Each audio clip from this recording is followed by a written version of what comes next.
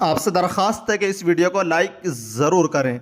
हज 2026 के उन तमाम हाजियों के लिए बड़ी खुशी की बात है जिनका नाम वेटिंग लिस्ट में था और वो तीसरी वेटिंग लिस्ट का इंतज़ार कर रहे थे कि आखिर तीसरी वेटिंग लिस्ट कब और कितने क्लियर होगी। तो अल्हम्दुलिल्लाह सुम्मा अल्हम्दुलिल्लाह तीसरी वेटिंग लिस्ट आखिर क्लियर कर ही दी गई है।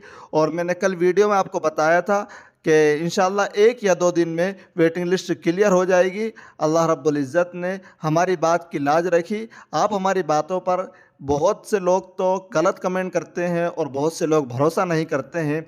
हमें भी कहीं न कहीं सूत्रों के ज़रिए से कोई बात पता चलती है तब जाके हम कोई न्यूज़ बनाते हैं। तो अल्हम्दुलिल्लाह आज तीसरी वेटिंग लिस्ट क्लियर कर दी गई है। वो तो मैं आपको तफ़सील से बताऊँगा कि कौन से राज्य से कितनी क्लियर हुई है। और अल्हम्दुलिल्लाह आपके पास भी अलग से मैसेज आ गया होगा और लिस्ट आ गई होगी अगर आपका नाम क्लियर हुआ है तो। साथ ही में हज 2026 के उन तमाम लोगों के लिए जो उम्मीद पोर्टल में एक दिन का इजाफ़ा कर दिया गया है, यानी कि जिन लोगों की बिल्डिंगें वगैरह होती हैं और जो वहाँ पर इंतज़ामात करते हैं तो वो अपनी बुकिंग के लिए उनके लिए भी तारीख़ बढ़ा दी गई है।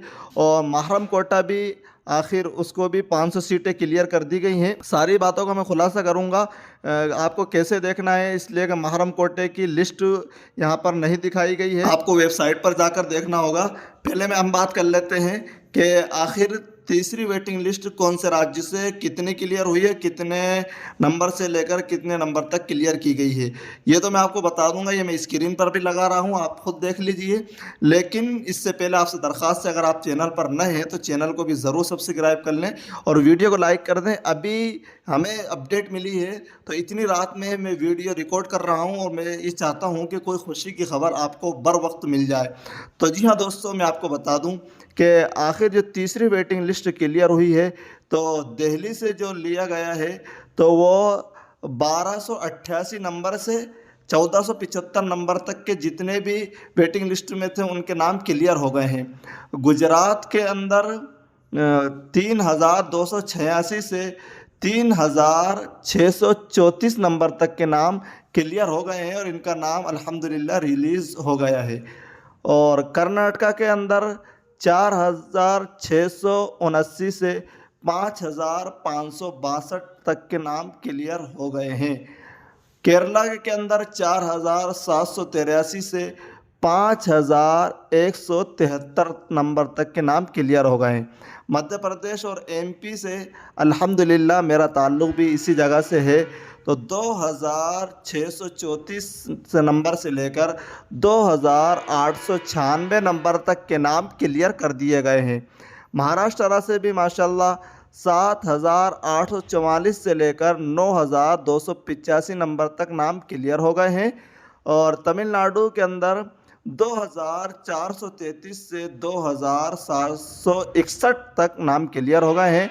तेलंगाना के अंदर 2849 से 3733 तक के नाम क्लियर हो गए हैं। ये बहुत बड़ी खुशी की खबर थी, आप लोगों का इंतज़ार ख़त्म हो गया है। अब जैसे ही सर्कुलर आएगा आपको इंस्टॉलमेंट कब जमा करना है, कितनी जमा करना है, तो जैसे ही कोई सर्कुलर जारी होगा हम आपको फ़ौरन बताने की कोशिश करेंगे।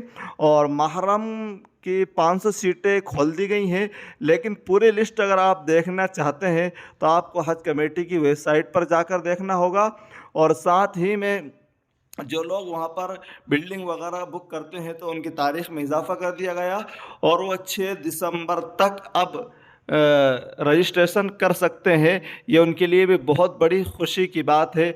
साथ ही में हम ये भी बता दें कि ये देखिए मैं स्क्रीन पर लगा रहा हूँ कि बहुत से लोग कुर्बानी हज कमेटी के द्वारा कराना चाहते हैं और बहुत से लोगों ने यस भी किया है तो उनको तकरीबन 720 रियाल से कुछ अधिक जमा करना होंगे।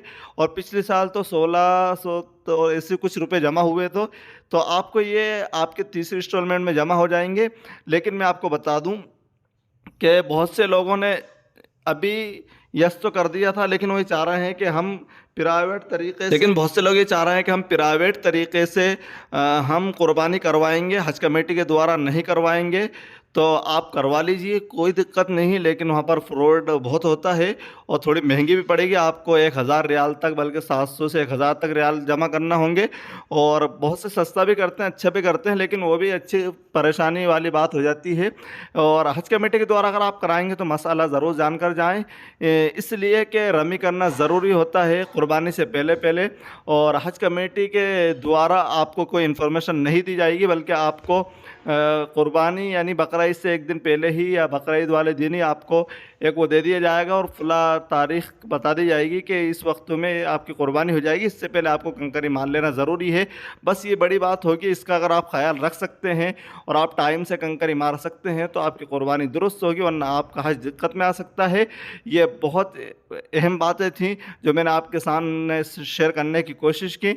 बाकी आप इन ख़बरों के ताल्लुक़ से क्या राय रखते हैं और आपने फॉर्म भरते वक्त तो कुर्बानी के लिए यस किया था या नहीं, आप कमेंट में ज़रूर बताएं। अल्लाह रब्बुल इज़्ज़त अब तमाम लोगों के हज को आसान फरमाए, अल्लाह आप तमाम लोगों को कबूल फरमाए। माशाअल्लाह हाजी साहब, अब आपका नाम क्लियर हो गया है, इसी खुशी में आप वीडियो को ज़रूर लाइक करते हुए जाएँ। अल्लाह आपको जज़ाए खैर अता फ़रमाए, अल्लाह आपके लिए अब किस्तों को जमा करना आसान फरमाए, अल्लाह रुकावटों को दूर फरमाए। और अभी भी हमारे जिन भाइयों का नाम वेटिंग लिस्ट में है वो मायूस ना हो, नाउम्मीदी का शिकार ना हो, अल्लाह की रहमत से नाउम्मीद ना हो, बल्कि अगर अल्लाह ने उनको कबूल किया होगा और उनकी किस्मत में अगर इस साल जाना होगा तो आपका नाम बाद में जो वेटिंग लिस्ट क्लियर होंगे उनमें ज़रूर आएगा। बाकी आप दुआ करते रहिए, हम भी आपके लिए दुआ करेंगे और मेरे लिए ख़ास तौर से आप ज़रूर दुआ करें, इसलिए कि अल्लाह ने आपको कबूल किया है। अस्सलामु अलैकुम व रहमतुल्लाहि व